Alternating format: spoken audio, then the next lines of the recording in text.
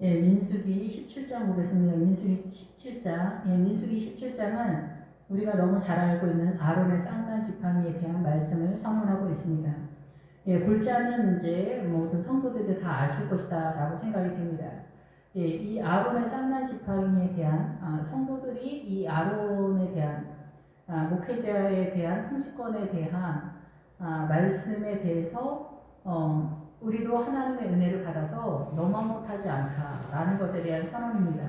그런데 이 아론의 쌍난 지팡이가 그 성막의 그 증거의 장막 앞에 있는 것으로 말씀을 하고 있기 때문에 사실상은 말씀을 맡은 자로서의 선언입니다. 예, 그래서 이 아론의 쌍난 지팡이를 주님께서 말씀하시는 의도를 이 17장에서 선언을 하고 있습니다. 그래서 이스라엘의 12시간, 그래서 크리스찬의 12종류가 있겠지만은 그 중에서 통치자들이 다 있는데 그 중에서 아론의 쌍난 지팡이, 아론의 지팡이와 나머지 12지파의 그 지팡이를 다 가져오라고 해서 그 4절에 보면은 그 지팡이를 해막 앞에서 내가 너희와 만나는 곳인 증거기 앞에 두라 이렇게 선언을 하게 됩니다. 예, 그래서 교회 공동체, 어느 교회나 교회 공동체가 있는데 그 목회자의 권위와 그 목회자가 말씀을 선언하는 것에 대해서 항복하는 것을 주님이 선언하고 있다, 요구하고 있다 이렇게 볼 수가 있습니다. 예, 그런데 이 12지팡이를 그 증거계 앞에 두었을 때에 아론의 지팡이에서만 싹이 났다라는 것이죠. 그러면 이 아론의 지팡이에서만 싹이 났다라는 것은 결국은 이 아론을 통해서만 하나님의 나라가 번성되어져 간다 이렇게 선언을 하는 것입니다. 5절에 이 택한 자의 지팡이에는 싹이 나리니 이 싹이 난다라는 것은 하나님의 나라가 우미 돋고 싹이 나고 꽃이 피고 살구 열매가 나는 그 전반적인 모든 것에 대한 싹이 나는데 이것의 기본 어구는 번영하다, 뻗어나가다 이런 뜻입니다. 그렇기 때문에 누구의 지팡이든지 그 주님이 선택한 그 지팡이에서만 하나님의 나라가 세워질 것이다 이렇게 선언한다 이렇게 볼 수가 있습니다.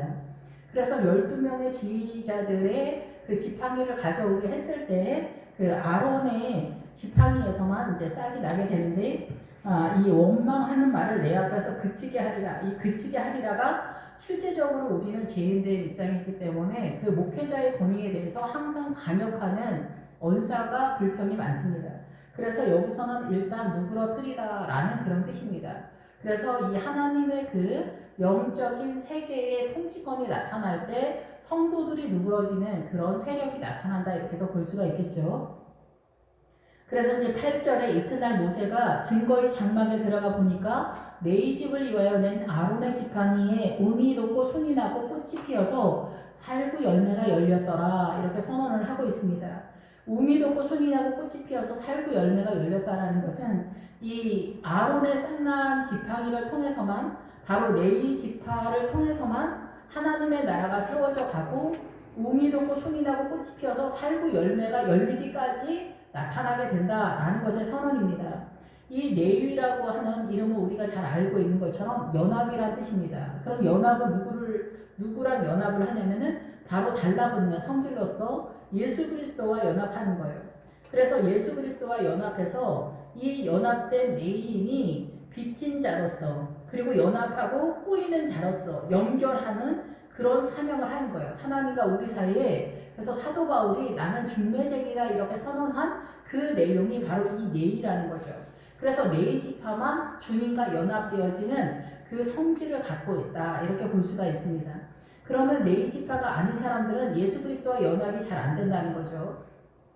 그리고 이 연합의 의미의 믿음은 다 이 평면적이 아니고 믿음은 이 단계별로 하나님의 나라가 세워져가는 원리를 띠고 있는데 그것이 그 아모리 족속을 얼마만큼 공격해냈느냐에 따라서 그 믿음의 위치가 많이 달라진다 이렇게 봅니다. 그래서 아모리 족속은 가나안의 7 족속 중에서 한 족속인데 이 아모리 족속은 강력한 파워를 자랑해서 7성은 7 왕으로 구성되어 있어요.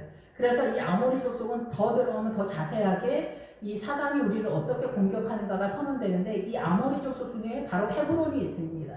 그래서 이 헤브론은 뭐냐면은 사단의 세력을 헤브론까지 공격했을 때 우리가 그리스도의 신부가 되어야 된다. 종말론적 입장에서 선언할 때 주님과 연합된 자, 이 헤브론에 도착해야만 주님과 연합이 되어야만 결혼이 선언이 되는 거예요. 그래서 우리가 교회 공동체 나오면은 해막에 들어오게 되면은 여기 또 이제 해막이 나오는데 이 지정된 장소에 그 장막에 들어오게 되면은 여기는 약혼이 선언이 돼요. 결혼을 전제로 한 약혼이 선언돼. 그래서 교회에 나오는 모든 성도들은 예수 그리스도의 신부로서 약혼자다 이렇게 선언이 되는 거죠.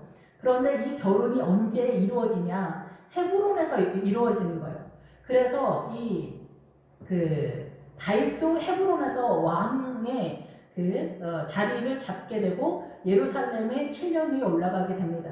그래서 계시록에 우리가 예루살렘이 새 예루살렘이 나오는데 그 새 예루살렘은 믿음에 있어서 주님과 우리 사이에 막힌 담이 다 허물어지는 하나님의 십자가의 은혜가 완연하게 나타나는, 풍성하게 나타나는 꽃이 만발한 그런 상태입니다. 그것이 우리의 착각의 믿음이나 아니면 예수 그리스도를 믿는다는 것에서 이루어지는 것이 아니라 완성된 수준으로서 새 예루살렘 성이 되는 거예요. 그래서 내가 이 고난을 통하여 정금같이 나오리라 할 때 그 정금이 보석이잖아요. 그래서 이 성경에는 돌이 많이 나오는데 돌이 예수 그리스도를 상징하죠. 반석이. 그래서 이 고난을 통하여 반석 같은, 보석 같은 믿음으로 빠진 성도들이 들어가는 믿음의 성, 바로 예루살렘 성을 말하는 거예요. 예, 그래서 이 연합하다라는 거, 하나가 된다는 거는 이 목회자가 그만한 열정과 그만한 달라붙는 성질로서의 믿음과 주님에 의한 반응과 순종의 세력이 이 레위인을 통해서만 나타나게 된다는 거예요. 그래서 성도들은 이 마지막 절에 그러면 우리는 다 모세에게 이르되 우리는 다 죽게 되었다. 망하게 되었다. 죽게 되었다. 가까이 성막에 가까이 가는 자, 곧 여호와의 성막에 가까이 나아가는 자마다 다 죽사오니 우리가 다 이렇게 죽어야 됩니까? 라고 물어본 거예요. 맞다는 거예요. 목회자를 세워서 주님이 이 목회자를 훈련시켜서 이 목회자가 선언하는 그 말씀을 깨달아서 먹고 마시면서 각 믿음의 가정을 세우면 된다는 거예요. 근데 성도들이 이거를 넘어선다는 거예요. 아, 우리 목사님 오늘 설교 진짜 이상하다.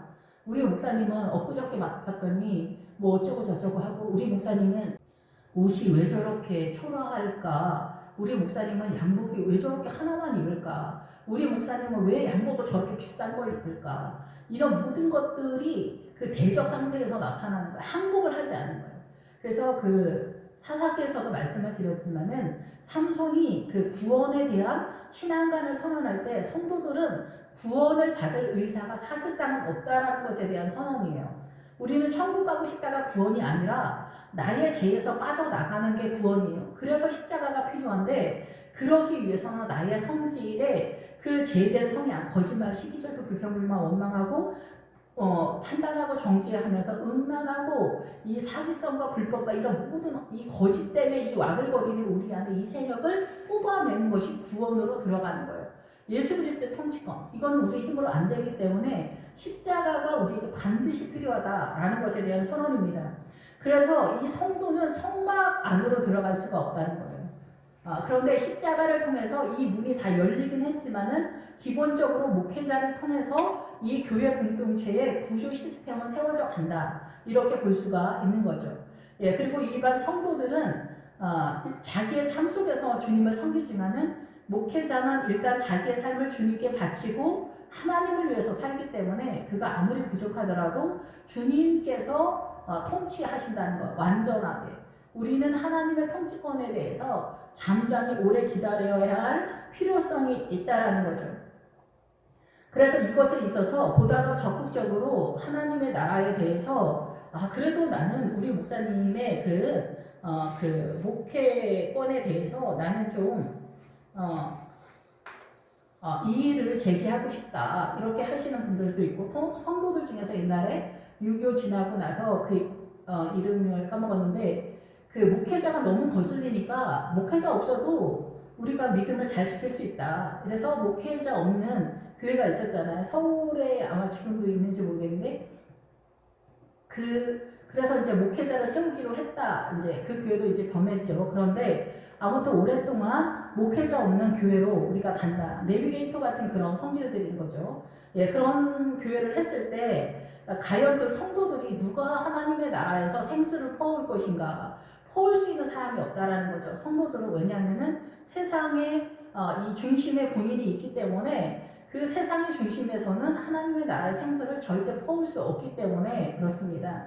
믿음 안에 들어오면은. 그런데 우리가 그 사무엘상에 보면은 다윗이 법궤를 가지고 올 때 그 아비나답의 아들 우사와 아유가 있었거든요. 여기에서 우사가 강력한 힘이다라는 그런 뜻입니다. 그런데 이 아비나답은 자원하는, 자신을 기꺼이 드리는, 헌물을 드릴 때 절대 주저함이 없는 그런 믿음의 사람이다라는 거예요. 그래서 강력한 힘이 있는, 자원하다라는 그런 힘이 있는 그 우사가 이 법궤를 딱 잡았을 때 하나님이 쳤다라는 거예요. 이 법궤를 딱 만졌다라는 것은 이 우사가 강력한 파워이기 때문에 하나님의 말씀을 이 우사가 하나님이 부르지 않았는데 자원하는 심령으로 주님 앞에 말씀을 선언했다라는 거죠. 그러니까 목회자가, 자원하는 목회자가 이 메인 중심에 서게 되거나 이렇게 되었을 때는 이 소가 뛰었다라는 것은 성도들이 하나님의 일을 할 때 어떤 사건이 터지거나 아니면 신이 나타나거나 이 타작마당에 믿음을 세우는 것에 있어서 길을 잘못 인도한다라는 거예요. 예, 그래서 결국은 이 다윗의 법궤에서 마지막에 결론적으로 중요한 건 뭐냐면은 가드 사람 오베데돔의 집에서 하나님이 복을 주셨다 이렇게 선언하고 있습니다. 그래서 오늘날의 레위인의 부름의 포인트는 뭐냐면은 가난한 자예요. 가드 사람이 포도주 틀이라는 뜻이에요. 그리고 기드온이 이 포도주 틀에서 밀을 깠다라는 것은 포도주 틀이 고난을 상징하기 때문에 고난 속에서 바로 말씀이 깨달아졌다라는 그런 뜻이죠. 그래서 이 가드 사람은 뭐냐면은 이 가드 사람은 블레셋 사람인데 블레셋은 내가 예수님을 믿는데 교회는 다니는데 말씀과 상관없는 사람이에요. 근데 이 가드 사람, 바로 블레셋 사람이 가드 사람인데 이 블레셋 대한민국의 전라도다 뭐 이런 식인 거죠. 그래서 이 블레셋 족속 중에서 이 가드 사람이 고난 중에서, 내가 교회를 다니는데 고난 중에서 이 오벳에돔을 섬기는 에돔의 일꾼이다 이런 뜻이에요. 그래서 에서처럼 최선을 다해서 믿음을 했는데 이건 하나님의 나라가 아니잖아요. 주님이 원하는, 주님이 꿈꾸는 하나님의 나라가 아닌데 인간적인 최선을 다하고 있는데 이 고난을 통해서 말씀을 맡았을 때, 말씀 법궤를 갖게 되었을 때 이 가정에 복이 있다. 이 말씀은 바로 하나님의 나라가 세워진다는 거예요. 이 오벳에돔의 그 믿음의 정서가 이 가드 사람이, 블레셋 사람이 하나님의 주의 종으로 탈락한, 변신, 전환되어지는 그런 세상의 그 복음의 비밀을 깨닫게 되는 주의 종이 된다 이런 뜻이죠. 여기서도 마찬가지입니다. 여기서 내리는 콜링이다. 근데 이 콜링에 있어서 제가 신학교 다닐 때 각각 목회자들마다 그 콜링의 내용이 다 틀려요. 물론 다 틀리죠. 그런데 그 콜링을 이해하는 것도 다 틀린 거예요. 내가 다 망해서 오거나 서울대를 다니는데 목회로 왔는데 기도를 안 하는 거예요. 기도 생활을 안 하는 거예요. 이게 그런 콜링이 맞을까요? 주님이 부른 주의 종들은 반드시 기도 생활을 해야 돼요. 그것에 대한 선언이 8절에 나오는 거예요. 그래서 이 레위인은 주님과 연합된 자예요. 결국은 헤브론까지는 반드시 가는 목회자가 돼야 되는 거예요. 근데 삼손은 헤브론 앞산 꼭대기로 올라갔기 때문에 삼손은 헤브론에 이른 사람은 아니죠. 예. 그래서 이 목회자들이 그 믿음의 내용을 세우다가 마지막에 성도한테 밀려서 이 성도들이 목사님 그건 아니지 않아요? 목사님 우리 교회 이렇게 하죠. 이렇게 하죠. 저렇게 하는 게 어떨까요? 이렇게 저런 거에서 이 성도들을 잘 섬긴다고 하는 것이, 성도의 드릴라의 무릎을 벤다는 것이 바로 그렇게 사망의 세력으로 빠지게 되는 결과가 된다는 거예요. 성도들한테 밀렸다라는 거예요. 하나님의 나라보다 성도한테 밀려서 성도를 존귀하게 잘 섬긴다는 것이 이 사단 나라로 빠지는 결과가 됐다라는 거죠. 여기서 이제 8절에 아로 증거의 장막아 여호와 앞에 두었더라. 이 증거의 장막은 성소한 지성소죠. 그래서 그 지성소에서 말씀을 맡은 자가 누구냐는 거예요. 말씀을 해석해서 이 교회 성도들에게 하나님의 말씀을 끌어오는 세력이 누구냐는 거죠. 그렇게 하기 위해서는 바로 레위, 예수 그리스도와 연합된 헤브론의 믿음을 가진 자가 중요하다는 거예요. 근데 그 헤브론이 내가 하나님의 말씀을 깨닫는 것이 한두 개 있다고 해서 헤브론에 이르는 건 아닙니다. 보다도 이 아모리족 속의 세력들을 많이 이해하게 되었을 때, 사단의 속임수를, 이 사단의 문화권, 이 세상에서 우리가 많이 깨달게 되었을 때, 그때 헤브론에 이르게 되는데, 그거는 쉽지는 않습니다. 매우 어렵습니다. 우리가 보통은 다 문자적으로나 문화 전통 속에서 이렇게 타협을 보는 신앙관으로 가는 경우가 굉장히 많이 있죠. 그런 것들은 사실은 속임을 당하는 거죠, 오히려. 예. 이튿날 모세가 증거의 장막에 들어가 본 중 네위 집을 위하여 낸 아론의 지팡이. 바로 이 네위 집은 네위 지파로서 이 이스라엘 그 구약에서는 선언하지만 이 네위는 신약에서는 주님과 연합된 자예요. 그 고난을 통해서 연합되어져 가는 자죠. 사실상 말하면 고난을 통해서 주님과 연합되어져 가는 헤브론에 이르는 믿음을 소원하는 목회자가 콜링이 되는 거예요. 근데 그 콜링의 내용이 뭐냐? 집을 위하여 낸 아론의 지팡이. 그래서 이 아론이 바로 네위 지파 속의 제사장이니까 우미 돋고 순이 나고 꽃이 피어서 살구 열매가 열렸더라, 이렇게 선언을 하고 있습니다. 우미 돋고는 싹이 나고 이제 발화가 시작되는 거예요. 그래서 하나님의 나라가 번영해 뻗어나가는 그런 세력으로서 기본적으로 나타나는 거예요. 그래서 하나님의 나라가 이 세력이 나타나기 위해서는 이 주님과 연합되어진 하나님의 나라, 영으로 연결되어진 그 콜링 있는 목회자가 나타나게 됐을 때 이 하나님의 나라가 선언이 되는 거예요. 그런데 이 방금 전에 말씀드린 것처럼 다윗이 법궤를 가지고 올 때 우사가 그 법궤를 만지는 거는 자원하는 아비나답의 집에 자원하는 성도가 가장 강력한 세력으로 법궤를 만졌을 때 이 성도들을 생명의 길로 제대로 인도하지 못하고 길을 잃어버리고 방황하게 하게 한다라는 거예요. 그러니까 오늘날 어떻게 보면은 이 해외 유학파 목사님들이 공부만 하기 때문에 이 그 실제적인 내의의 사명을 잘 못하는 거예요. 하나님의 콜링이 있었다 할지라도 헤브론까지 못하는 거예요. 중간에서 본인의 지식적인 그런 걸로만 하기 때문에. 근데 이 성경을 깨닫는 것도 지식의 영인데 인간적인 거에서 빠져나오지 못하는 구도를 띠는 거죠. 룻이 그 모압에서 그 베들레헴까지 가는데 10년 걸렸다라고 이렇게 선언을 하거든요. 이 10년 걸렸다라는 것은 그 믿음의 그 말씀을 깨닫는 이삭을 죽는데도 이렇게 10년이 걸린다라는 거예요. 여기서 말씀을 깨닫는 것은 가나안의 7족 중에서 여부스 족속이에요. 타작마당을 이루는 여부스 족속인데 말씀을 깨닫는 것이 가나안을 공격하는 거예요. 그래서 말씀을 깨닫지 못하는 게 사단한테 공격당하는 그런 상태다라는 거예요.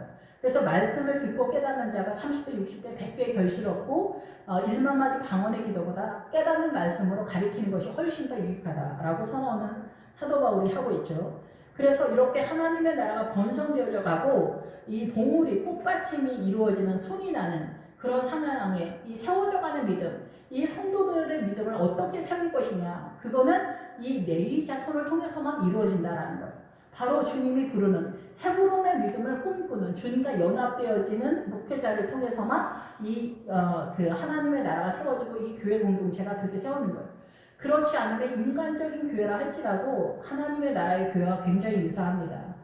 그렇지만은 이 레위 자손을 통해서 세워져가는 이 교회 공동체는 생명과 죄에 대한 생명이 살아나는 선언을 하고 있어요, 설교가. 그런데 이 우사, 아비나답을 통해서 세워진 우사 같은 주의 종들은 부자가 되지 마라. 부자는 가난한 자를 돌봐줘야 된다. 구제해야 된다.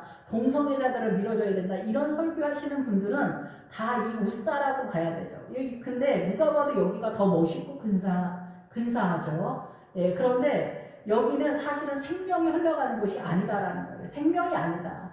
길을 잃고 있는 상황이다. 이 우사가 죽었다라는 것은 지금 당장 죽었다라는 것도 선언일 수 있겠지만 실제적으로는 사망의 세력으로 빠진다라는 것입니다. 이러한 사람들이 제일 멋있어 보이기 때문에 이러한 목회자를 따라갈 때 이 따라가는 성도들도 눈이 어두워서 결국은 사망으로 빠진다라는 거죠. 그래서 꽃이 핀다라는 것은 장식회, 반짝인다. 이 빛이 나는 반짝반짝 빛이 난다. 꽃이 만발하다 이런 뜻이죠. 당연히 꽃이.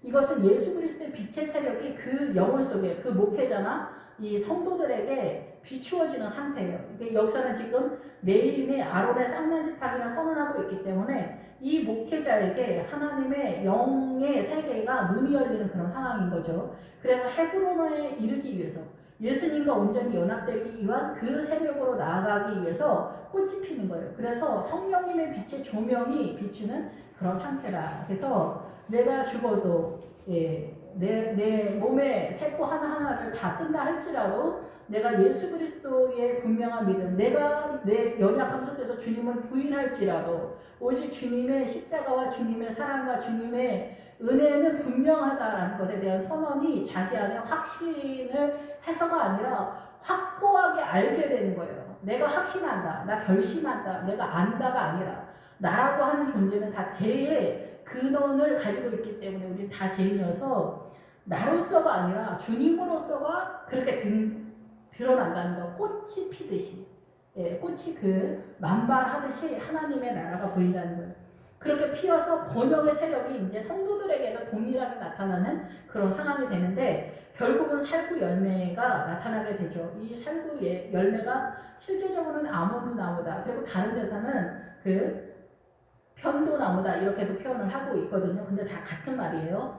그래서 이거는 뭐냐면은 이 살구 열매의 목적. 그래서 이 네이자손을 통한 아론의 쌍난 지팡이가 지금 그 목회자가 주님과 연합되어지는 것, 헤브론을 꿈꾸는 그 목회자의 믿음의 내용이 이렇게 선언된다라고 선언을 하는 건데 이 살구 열매가 뭐냐면은 이 결론이면서 전체적인 거예요. 목회자는 어떤 존재인가에 대한 선언인 거예요. 목회자가 어떻게 할 때 이러한 하나님의 나라가 세워지나 이거에 대한 선언이에요. 그래서 이 목회자의 아론의 쌍난 지팡이 어디 있냐면 증거의 장막, 이게 지성소의 법궤 앞에 있기 때문에 법궤를 맡은 자가 되는 거예요. 하나님의 말씀을 맡은 자가 되는 거예요. 말씀을 해석해서 하나님의 나라를 끌어오는 세력이에요. 하나님의 생명수를 끌어오는 세력으로서 존재하는데 이 사람이 어떻게 할 때 되냐. 살구 열매의 이 기본 어구는 뭐냐면은 잠자지 않는 사람이라는 거예요. 잠자지 않고 깨어서 지키는, 망대에서 지켜내는 그런 사람이라는 거예요. 일어나서 밤샘을 하는 사람들이에요. 방심하지 않는다. 깨우는 사람. 목회자가 성도들의 이 생명을 깨우는 사람이다. 하나님의 말씀으로 이 사단의 통치권에서 하나님의 말씀으로 성도를 깨우는 그런 존재다라는 거예요. 그래서 밤을 새워서 성도를 깨우는 그 세력이 되기 위해서는 말씀과 기도에 전념해야 되는 거예요. 그래서 예수 그리스도의 사도들도 이제는 우리가 말씀과 기도에만 전무하리라 이렇게 선언을 하잖아요.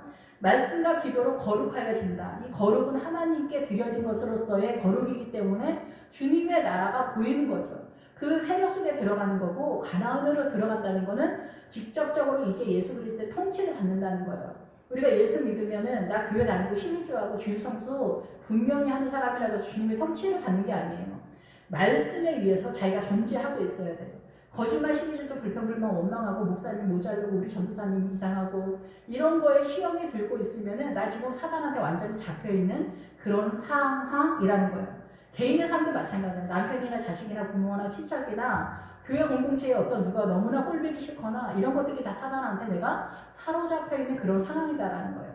성경은 큰 대표적인 타이틀 속에서 선언하고 있는데 정석적으로 선언된데 그것이 나의 삶 속에서 믿음을 어떻게 세울 것인가. 약간씩의 그 적용에 있어서는 그 가정마다 엄마가 하와이기 때문에 생명을 간장하는 이 하나님의 나라의 믿음을 유산 상속시키는 사명을 감당해야 돼요. 목회자는 이 교회를 잠자지 않고 방심하지 않고 생명을 깨우는 사명을 하는 거고 그것을 그 생명수를 끌어다 자기 집에 믿음을 유산 상속시키는 거는 본인들이다, 엄마들이다, 기본적으로는. 근데 이게 딸이 할 수도 있고 아들이 할 수도 있고 남편이 할 수도 있죠. 그러나 기본 정석은 엄마들이 한다는 거예요. 엄마들이 할 때 제일 정상적으로 이 생명이 잘 원활하게 잘 세워질 수 있는 구도이기 때문에 그렇다라고 볼 수가 있죠. 그래서 여기서 살구 열매가 열렸더라. 그래서 이 살구 열매는 잠자지 않는, 밤새우는, 그래서 경계하는, 일어나서 방심하지 않고 계속 감시하고 잠자지 않는 그런 존재다라는 거예요.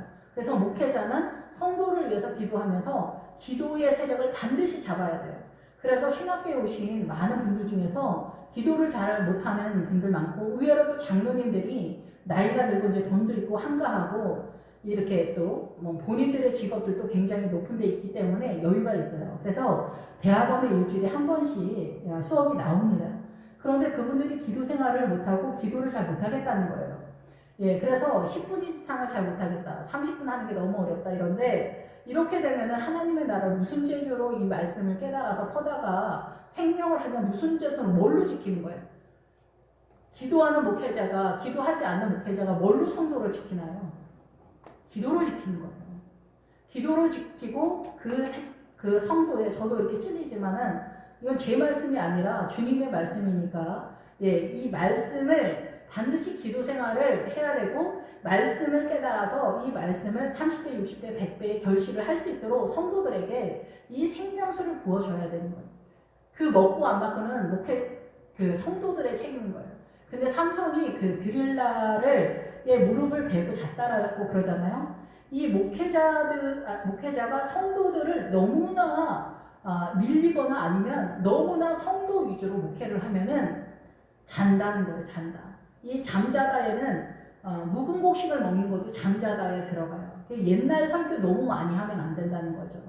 전혀 안 할 수는 없지만은 했던 설교 계속 반복하면은 잠자는 거다, 이렇게 선언을 할 수 있다라는 거죠. 예, 목회자가 그래서 이렇게 어렵습니다. 사실상 정상적인 목회의 일을 한다라는 것은 너무나 피곤해요. 머리는 쉴 새도 없고. 예, 그래서 주님이 부른 이 레위 자손이 그런 거룩하고 착하고 뭐 이래서 되는 게 아니에요. 이 레위 자손이 자기를 보여주는 나라가 아니잖아요. 목회자를 보여주는 게 아니잖아요. 목회자도 죄인인데 그 목회자를 보면 안 되는 거예요. 그 목회자가 예배 시간에 선언되어지는 그 말씀과 기도만 봐야 되는 거예요. 그래서 이 말라기에서는 이 제사장들에게 구할 것은 율법이라고 했던 거예요. 율법이 말씀이니까. 신약에서는 말씀으로 표현하지만 구약에는 율법으로 표현하는 거예요. 예수님의 십자가의 실각으로 보면 다 말씀인 거고, 우리가 문자적으로 보면은 율법인 거예요. 예, 그래서 이 성도들은 목회자에게 말씀을 구해야 돼요. 목사님 사회복지나 뭐 심리학이나 우리가 듣기 좋은 지옥 설교 하지 마세요. 제 설교 좀 그만하세요. 성도를 힘을 주는 설교를 하세요. 세상적으로 화이팅하고 여러분 승리하시고 축복받으시고 자녀들 다 잘 되길 원합니다. 이건 하나님의 나라가 아니에요. 아까도 말씀을 드렸지만은 이 하나님의 법궤가 가드 사람 오벳 에돔 집에 갔을 때 여기에 축복이 있는 거예요. 그 축복이 뭐냐? 이 복이 뭐냐? 주님을 경배하는 복이 나타난다는 거예요. 비로소 우리가 꿈꾸는 복이 주님을 경배하는 복입니까? 아니면 내 자식 서울대 가는 겁니까? 유학 가는 겁니까? 아니면 공무원 되는 겁니까? 뭐 이런 것입니까? 무엇입니까? 그래서 사실상 우리는 내가 예수님 믿고 천국 가고 싶다, 내 죽어서 천국 가고 싶다, 좋은 데 가고 싶다지 실제로 주님의 나라를 아는 것도 아니고 구원을 받고 싶은 것도 아니다는 거예요. 그것이 사사기에서 삼손이 사자를 때려잡는 그 사건 본문 말씀에서 선언하고 있는 거예요. 아무도 구원받기를 원하지 않는다. 저도 마찬가지예요. 정말 구원받기를 원하지만, 그래서 주여 나를 구원하소서, 주여 나는 죄인입니다. 악한 죄인입니다. 십자가 앞에서 고백이 나와요. 뜻밖에도 우리는 이 죄에서 빠져나가기가 불가능합니다. 있을 수가 없습니다. 그래서 예수님의 십자가가 필요합니다. 이 죄에서 빠져나가지 못합니다. 예수님의 십자가가 아닙니다. 그래서 우리는 천국을 못 가는 거예요. 죽어서. 거의 대부분의 크리스찬들이 교회를 다니는데 이 사단의 문화권에 세상을 달라고 주님 앞에 기도를 하는 거예요. 그러니까 주님이 이 십자가를 지고 우리 앞에 왔는데 얼마나 복장이 터지겠어요. 세상 우리가 주님의 나라에 대한 너무나 이해력이 부족한 그런 상태다, 이렇게 봅니다. 그래서 내가 목회자가 되고 싶다, 우리 목사님 너무 이상하다, 그러면 본인 자신이 목회자가 되고 말씀과 기도에 전무해야 된다는 거예요. 근데 그게 인력으로 안 됩니다. 주님께 연합하는 게 인력으로 안 됩니다. 내가 뛰어든다고 되는 게 아니에요. 아비나답의 집에 최고의 힘, 파워를 자랑하는 우사가 이 법궤를 만졌을 때 죽을 수밖에 없었던 거는 본인도 죽고 성도도 죽는데 말씀을 인간적으로 풀기 때문에 생명 없는 말씀, 생명 없는 설교가 선언되기 때문에 성도들이 길을 잃어서 다 같이 죽는다, 이런 얘기입니다. 예, 그래서 결국은 블레셋의 연장벽돌을 돌렸다라는 것은 생명 없는 설교를 했다라는 거예요. 생명 없는 설교. 그리고 성도들에게 밀렸다는 거죠. 이 드릴라는 매달려 있는 먹이다라는 뜻이에요. 매달려 있다. 뭐가 매달려 있냐면 우리의 믿음이 매달려 있다는 거예요. 블레셋은 그 말씀과 상관없는 크리스찬들, 자기 소신껏 예수 믿는 권사가 돼도 장로가 돼도 다 마찬가지예요. 자기 소신대로예요. 목회자도 다 마찬가지예요. 이 레위 자손처럼 그 주님의 그 가드 사람 오베드돔의 그 가드의 내용, 포도주 틀에서 피가 흐르지 않으면, 몸이 불이 타는 것 같은 고난을 겪지 않으면 말씀이 보이지 않아요. 우리가 설교학에서도 고난이 이 설교를 잘하는 말씀을 깨닫는 것의 주 덕목입니다. 필수 요인입니다. 여기서도 마찬가지로 이 살구 열매가 맺게 하기 위해서 우미 돋고 순이 나고 꽃이 피어서 살구 열매가 맺는, 살구 열매는 결국은 생명이죠. 생명의 열매가 맺는 것의 기본 문자지만은 기본 얼굴에서는 목회자가 어떠한 존재인가에 대한 선언을 하고 있는 거예요. 예, 그리고 그 사명이 마지막까지 삼손이 이 헤브론으로 가야 되는데 헤브론 앞산 꼭대기로 올라가서 주님과 연합된 듯 하지만 사실상은 주님과 연합이 되지 않은 것에 대한 선언이고, 이 법궤에서 이 다윗이 법궤를 가져갈 때 우사와 아유가 나오는데 이 아유도 마찬가지예요. 형제다라는 뜻이에요. 형제. 형제 같은 이라는 뜻이에요. 형제가 아니라 형제 같은. 형제 같으니까 형제가 아니겠죠. 형제같이 우리 친해. 이런 사이인 거죠. 형제. 그래서 이 아유가 사실은 우사인 거죠. 이 아유의 속에 우사가 있는 거예요. 그러니까 아비나답 집에 자원하는 목회자가 강력한 파워, 학벌이나 뭐 외모나 뭐 이렇게 그 모든 것이 갖춰졌어. 장로님 아들이야. 누가 봐도 우리 목사님 진짜 어마어마해. 그런데 목회자인 듯 하지만 이 사람은 주님이 부른 게 아니에요. 주님이 부르는 목회자는 가드 사람이라는 거예요. 가드 사람의 오베데돔이라는 거예요. 오베데돔은 설명한 거가 좀 복잡합니다. 그런데 어쨌든 늘 말씀을 드렸는데 우리가 헤브론을 이르기 전에는 이 에서의 마인드가 되게 좋아 보이거든요. 어쨌든 그래서 이 아유가 아니라 그 가드 사람, 결국은 고난을 통해서 그 기브온도 미디안을 공격할 때 이 포도주 틀에서 공격한다 이렇게 선언을 하거든요. 예, 다 동일한 내용입니다. 목회자가 되는 거는 가난을 경험하는 거예요. 뭐 1년, 2년 아닙니다. 기본 10년, 20년, 30년 겪어야 이 믿음, 말씀이 보이기 시작하거든요. 예. 그래서 이 헤브론에 이르는 거는 40, 50이 돼야 돼요. 예, 그래서 이 다윗도 그렇고, 다윗이 이제 30, 솔로몬도 30인데 목회자 자녀이기 때문에 30이 있겠죠. 태어나면서부터 하나님의 나라를 보고 있기 때문에 그런 거죠. 그 부모로부터. 그래서 목회자 자녀는 그 믿음의 세계를 선언할 때 은 30이라고 청년이 되면 이미 30이 됐다라고 선언을 하는 거예요. 예, 그래서 이 살구 열매, 그 목회자가 되는 것이 이렇게 굉장히 혹독합니다. 사실은 정상적인 이 길을 간다라는 것이 그리고 우리가 어리버리 뭐 헤매고 뭐 이래도 굉장히 어려워요. 사실 많이 어렵습니다. 이거는 인간적인 측면에서 하는 얘기고, 예, 어쨌든 그래서 이 성도들이 우리는 성막 가까이 가면은 가까이 나아가는 자마다 다 죽습니까? 이렇게 생각합니다. 죽는다는 거예요. 결국은 죽는다는 거예요. 말씀에 대해서 우리 목사님 어쩌고저쩌고 얘기할 필요가 없다는 거예요. 그리고 그 나머지도 내비두세요. 그가 아무리 부족하고 연약하다 할지라도 그 목회자의 주인은 하나님이니까 내가 먼저 뛰어나가서 그 목회자의 목덜미를 잡을 필요 없다는 거죠. 주님의 섭리가 있어요. 그리고 목회자는 하루아침에 세워지는 게 아닙니다. 그리고 40년의 광야 생활을 동일하게 하고 나서 여기서 빠져나가는데 40년이 기본 골격인 거예요. 40년 동안 이 사단의 문화권에서 이 사단의 거짓됨을 인식하고 항복하는데 우리의 고집이 40년 걸린다는 거예요.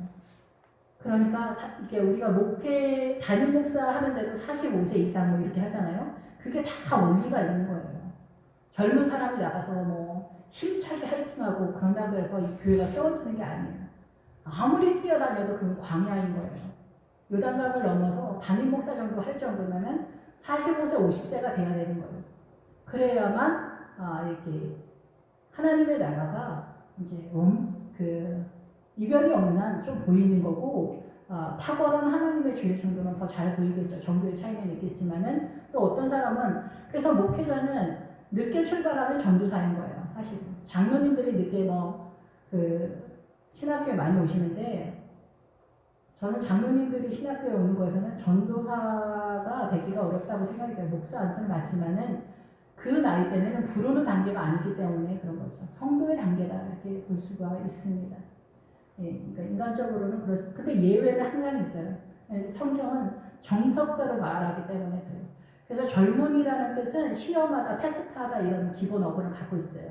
왜냐하면 이 레위인을 부르려고 하는데 이 젊었을 때 테스트를 해보고 시험해 봤을 때 얘가 주님께 달라붙는 연합하는 그 세력으로 주님의 나라를 어떤 아픔과 고통과 몸에 불이 붙을 때에도 주님의 나라로 빠지는가 이거가 테스트가 되면서 헤브론으로 가는 거거든요. 예, 그래서 이 젊었을 때는 테스트 기간이다 이렇게 볼 수가 있죠. 젊었을 때부터 또 탁월하신 분들이 또 종종 있긴 있어요. 근데 기준은 그렇다라는 것입니다. 예, 그래서 주의 종들한테 대적하면서 주의 종을 귀하게 생각하지 못하는 하나님의 종이다 이렇게 생각하지 못하는 성도님들이 의외로 많아서 시험이 드는 경우가 있는데 우리가 주의 종들을 함부로 보면은 주님을 무시하고 멸시하는 거다 이렇게 주님 말씀하세요. 왜냐하면 우리가 조카들이 되게 이쁘잖아요. 조카가 왜 이뻐요? 내 동생의 아들, 딸이니까, 오빠의 아들, 딸이니까 예쁜 거잖아요. 그런데 얘네가 옆집 아들, 딸이어서 귀엽지만은 우리 오빠 아들, 딸이면은 어때요? 용돈도 더 주고 내가 좀 부자면은 여유가 좀 있으면은 등록금도 대주고 막 이러잖아요. 근데 하나님의 일을 하는 주의 종들을 존귀하게 보고 귀하게 보는 것은 당연하다고 생각이 듭니다. 하나님을 사랑한다면 그 아버지 엄마 때문에 우리 조카가 너무 예쁜 거잖아요. 그리고 연결되는 거잖아요. 하물며 우리가 우리를 구원하신 예수님의 그 일을 하는 목회자이기 때문에 부족하더라도 기다려준다면 그것이 최고의 하나님의 나라의 십자가의 사랑이라고 생각이 됩니다. 십자가의 사랑은 죄인을 불쌍히 여기는 거, 기다리는 거, 오래 참는 거 이런 것들이 하나님의 나라의 세력이죠. 근데 우리 안에 거짓말, 시기질투, 불평, 원망, 판단하고 정죄하고 음란하고 이런 거, 분노 이런 거는 사단의 세력입니다. 내 안에 여기에서 빠져나가는 것이 구원인 거예요. 그러기 위해서 예수님의 십자가가 필요한 거고 결국 그 하나님의 나라를 이루기 위해서 예수님의 나라, 예수님의 통치권에 들어가는 것이 바로 예수님을 믿는다라고 우리가 표현을 하는 것입니다. 네, 기도하겠습니다. 할렐루야. 주님 감사 영광 찬양 돌립니다. 늘 부족하고 연약합니다. 아론의 쌍난 지팡이를 통해서 주님 저희가 여러 가지 이야기를 하지만 그럼에도 불구하고 우리 목사님은 왜 이렇게 모자라 보이는지, 우리 신앙은 왜 이렇게 모자라 보이는지, 우리 마누라는 왜 이렇게 모자라 보이는지, 우리 자식은 왜 이렇게 한심한지, 눈에 안 차는지, 꼭 목회자뿐만이 아니라 우리 인간관계의 모든 것들이 이렇게 우리 눈에 차지 않고 불평불만과 원망이 됩니다. 이러한 것들이 사실상 사단의 통치를 받고 있는 우리의 영적 상황이라는 것을 깨달을 수 있도록 늘 주님 저희들에게 은혜를 더하여 주시옵소서. 언제나 우리의 생명 되신 예수님의 이름으로 기도했습니다.